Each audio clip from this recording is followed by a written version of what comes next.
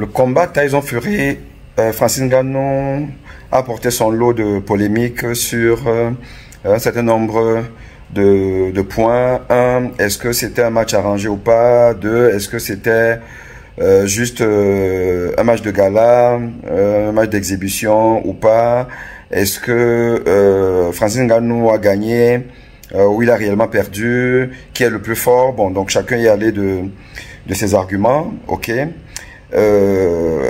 J'apporte une autre touche, une autre approche pour comprendre en fait quels étaient les vrais enjeux de ce combat, la réalité de ce combat et qui en est finalement vainqueur ou vaincu, encore que je suis pas sûr qu'il y ait vraiment un vainqueur et qu'il y ait un vaincu, parce que ça reste pour moi un match d'exhibition, un match de gala. Mais je vais vous apporter une approche. Elle consiste à vous comparer deux matchs livrés par le champion du monde Tyson Fury. Un match officiel, un championnat du monde contre Deontay Wilder. La fameuse trilogie. Mais je vous parle de l'acte 2. L'acte 2 qui a été gagné une fois de plus par Tyson Fury. Et le combat Tyson Fury, Francis Ngannou. L'angle que je voudrais aborder ici, là, c'est l'angle de la vitesse d'exécution des combattants. La vitesse. Car on sait que c'est un facteur très important en boxe. La capacité d'enchaîner des coups. La capacité de prendre son adversaire à défaut. La vitesse avec laquelle on se déplace.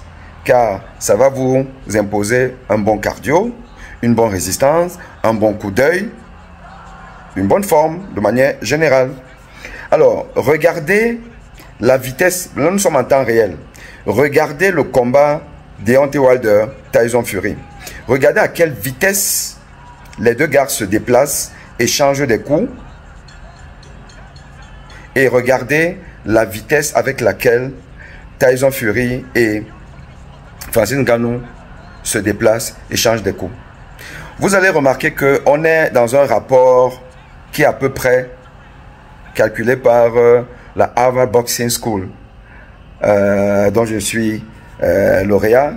Voilà, une petite blague.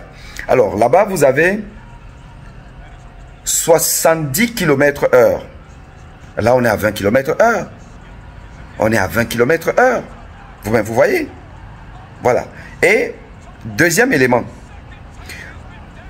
Le combat championnat du monde, Tyson Fury, Deontay Wilder.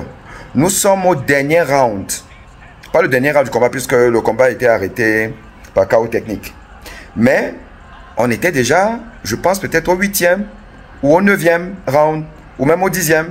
Dans tous les cas de figure, on était vers la fin du temps réglementaire qu'au début. Et regardez la vitesse. Je vous laisse donc imaginer le premier round, le deuxième, le troisième. Or, ici, là, dans le match de gala, le match d'exhibition, on est au premier round. On est au premier round, on est à 20 à l'heure. Vous allez me dire, bah oui, observation. Non, non, non. Dans un championnat du monde de poids lourd, il n'y a pas un round d'observation. Et il ne dure pas 3 minutes. Puisqu'un round dure 3 minutes. Non, c'est 1 minute au maximum. Round d'observation. Après, les gars se donnent des coups. Ici, là, on a fini le premier round à 20 à l'heure. Calculez le nombre de coups donnés et atteints lors du combat Deontay Wilder, Tyson Fury. Calculez le nombre de coups, calculez le nombre de coups ici, là. Mais il y a eu à peine 2 coups par boxeur. Non, c'est un match amical, les gars. C'est un match amical. Et je vous rappelle que dans le combat de Tyson, le dernier combat, Tyson Fury, Ngannou, le 8e, le 9e, le 10e round, les 3 derniers rounds ont ressemblé au premier, c'est-à-dire pas de coups. Les gens marchent, ils sont au ralenti. Quel championnat du monde, vous allez voir ça. Vous pensez que si Tyson Fury défendait sa ceinture contre Ngannou, Tyson Fury là, qu'on a vu, ce serait le même, cet animal? Mais une fois de plus, je ne suis pas mauvais joueur. Je ne suis pas en train de dire que Francis Ngannou, c'est le dernier de la classe, qui ne mérite rien. Non, pas du tout. Je dis encore que dans les mêmes conditions, il y a des boxeurs professionnels qui n'auraient pas fait ce que Ngannou a fait. Donc je dis chapeau bas. Je dis simplement aux supporters de Nganou, allez les gars, cool un peu, on se calme. On se calme. Ce n'était qu'un match d'exhibition. Un match d'exhibition. Je vois les Africains vociférer partout à gauche, à droite. Oh, on nous a volé, machin, truc. Les gars, c'est un match d'exhibition. N'amenez pas les histoires de racisme, de oh, l'Afrique est toujours comme ça, on vole toi l'Afrique et tout. Les gars, vous amenez la géopolitique dans une histoire où nous, Africains, nous devons remercier Tyson Fury d'avoir permis à notre frère d'être au devant de la scène. Mais soyez un peu sérieux. Je vois les grands leaders d'opinion camerounais, les gens qui ont les 37K vus, les 40K vus, qui font des directs de bêtises pour raconter n'importe quoi. Oh, on a volé la victoire de... Quelle victoire? Vous voulez qu'on aille maintenant calculer le nombre de coups atteints? Vous voulez qu'on ait calculé ça?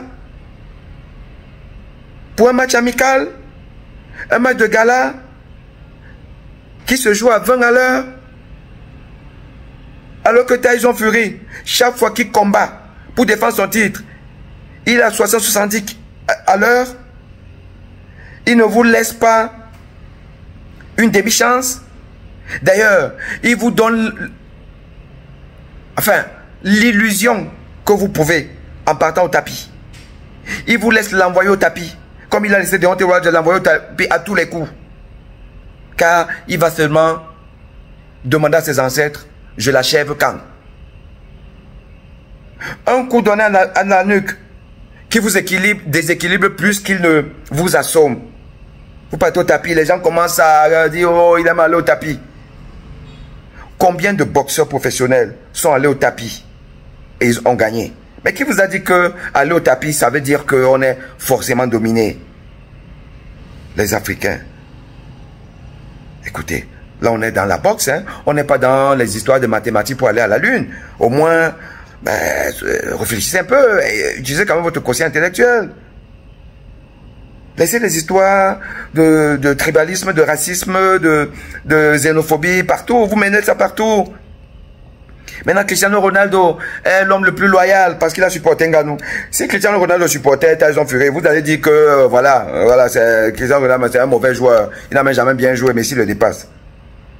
Un peu de calme. Ok? Allez, à bientôt. Mais bravo à Francis. Bravo, bravo, bravo, bravo.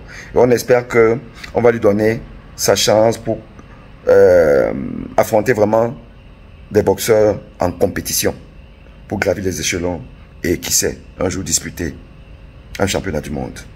Bravo à toi. Bye.